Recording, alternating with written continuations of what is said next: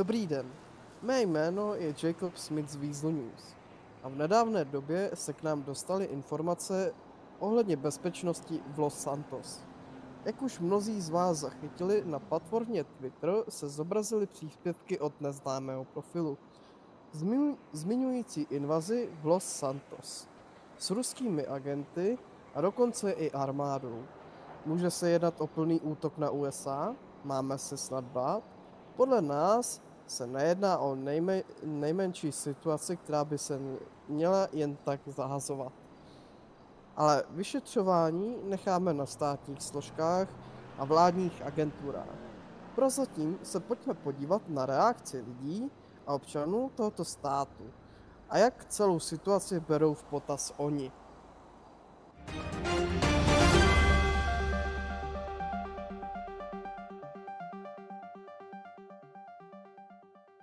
Dobrý podvečer.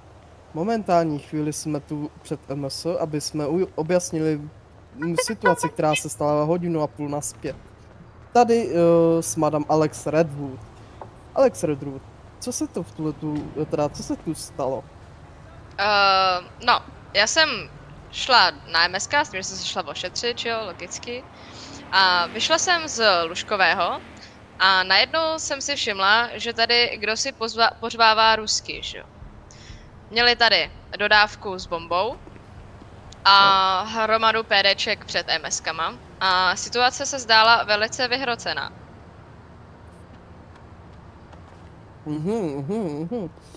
Cítíte se bezpečně? V tomto městě? Ano. Neřeknu, že jsem se tady někdy cítila bezpečně, ale teď se tady necítím bezpečně už vůbec. Myslíte si, že to může být ta ruská invaze? Myslím si, že ano.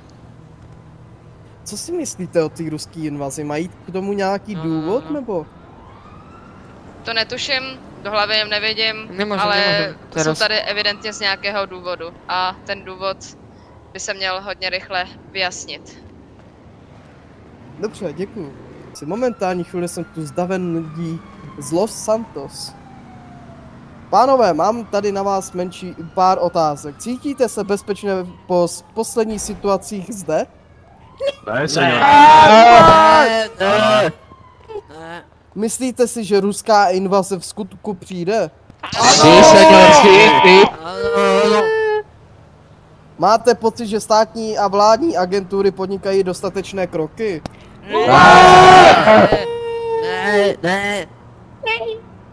Jacob Smith pro Weasel News. Dobrý den, sledující u televize. Momentální chvíli tu máme o 2 navíc kolegy od LSPD. Mám na vás pár otázek, pánové. Dobrý den. Dokážete se nějak představit? No, samozřejmě, že ano. Mé jméno je James Willem, seržant 2, jsem supervisor. A to je asi velmi všechno. Tady pan kadet? Dobrý den, mé jméno Matthew Reed, kadet. Dobře, děkuju. Dokážete nám vysvětlit nebo potvrdit situaci UMS? Myslíte jakou? Konkrétně výbuch, který se dneska stal. No, jelikož je to věc, která prostě je v našem kodexu, tak vám to úplně nemůžu sdělit. Protože tam jednalo o věc, která je velmi komplikovaná a mohlo to být ještě horší. Slyšeli jsme, že 2 agenti FSB byli zabiti, je tak? Nevím, já vůbec o ničem jsem neslyšel. Jsou to navíc interní záležitosti, které nesmíme sdělovat. Dobře, je to zde možný útok Rusů? Přece jenom na Twitteru byly nějaké snímky ruských lodí, záznamů z hlasového záznamu. O tom bych se úplně nedebatoval, nechci vyvolávat žádnou paniku ve městě, ale jelikož je vlečený nouzový stav, tak by bylo, aby členové města, tak aby dbali na svoji bezpečnost. A kdyby při nějaký problému by kontaktovali linku 911. Takže říkáte, že to FSB nebyli? Co myslíte FSBčko, co nebyli? Že to Rusové od FSB nebyli? My vůbec nevíme, kdo to byl. absolutně nemám šéna, koho se mohlo jednat. A zbytek je už interní záležitosti LSPD a LSSD. Máte nějaké informace, které avšak říct můžete? Myslím si, že úplně nezda, protože by mohlo všechno narušit naše interní záležitosti z důvodu vyšetřování. Nechceme být jako občani v temnotě. Víte o tom. Jasný, ale máme prostě nějaký kodex u LSPD, kterýho se musíme držet a nesmíme sdělovat žádné interní záležitosti LSPD. Dobře, děkuju. Co máme jako normální občani v tuhletu chvíli dělat? Dbát na svou bezpečnost a zkusit se vyvarovat nějakým problémům. Jedná se o třetí nouzový stav kvůli Rusům? Dá se říct, že je to prostě z důvodu bezpečnosti, jelikož se v městě to tady furt potýkáme s nějakýma teroristama. Když už mluvíme o těch teroristech, vlastně byli tady už nějaký v minulosti teroristé, kteří byli chyceni a byli dopadnuti? Ano. Můžete říct jaký?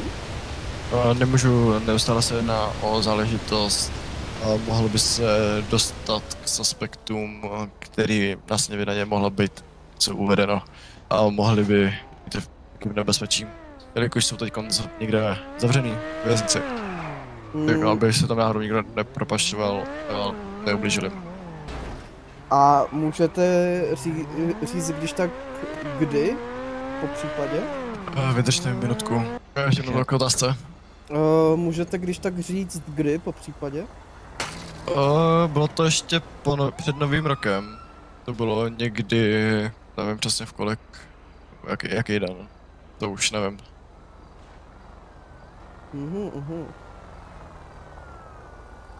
Ale tak teď se o nich celkem dost bavilo.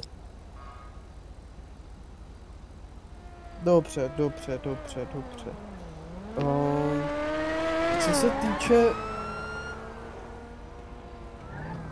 Jo. Co se týče těch teroristů, jaké jsou když tak opatření proti nim? Co bychom měli jakožto civilisti v těch případech dělat? Vyvarovat se prostě tomu, pokud byste někoho potkali, kontaktujte linku 911. A když tak se držte o něco nejdál, jak jsem sdělil. Asi bych ani na něj nemluvil, ani nepoukazoval.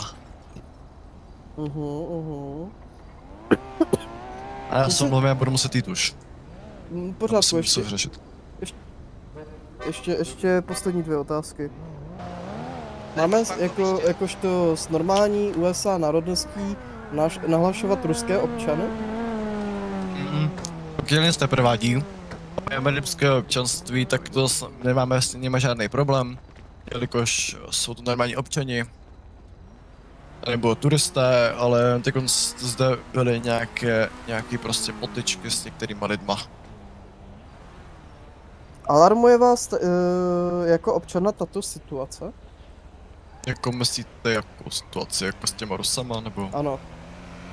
No, jakož když jsem občana, jsem státní složka, tak mám, že jo, ve slibu, že mimo službu moc nechodím, já převážně se zdržím na stanici, ale kdybych jsem byl ve vaší kůži, tak bych se někde schoval a nevylejzal. Máte taková otázka, nemusíte na ní odpovídat. Máte ženu nebo děti? Nebudu odpovídat. Když tak po případě bojíte se o svoji rodinu? Jelikož moje rodina není v USA teď konc, jsou na dovolený, tak myslím, že by mohli být v pohodě. Dobře, děkuju. Bez omluv, já už bych fakt potřeboval jít. V pořádku. Jacob Smith pro Weasel News. V momentální chvíli se nacházíme v Ammunitionu. Tento Ammunition byl vybudován z nějakého důvodu.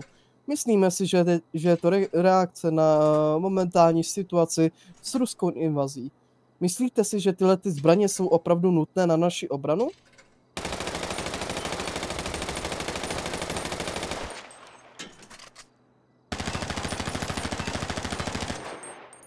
Nejedná se nějak o nějakou velkou ráži?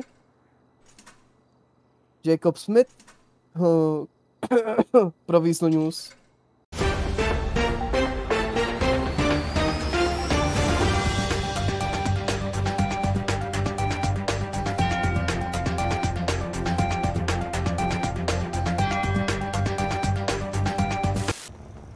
No. Počkej, řekni, až ukradená, vidíte to? Oni jsou agresivní. Viktor, pověď to, proč to na videu. Venga.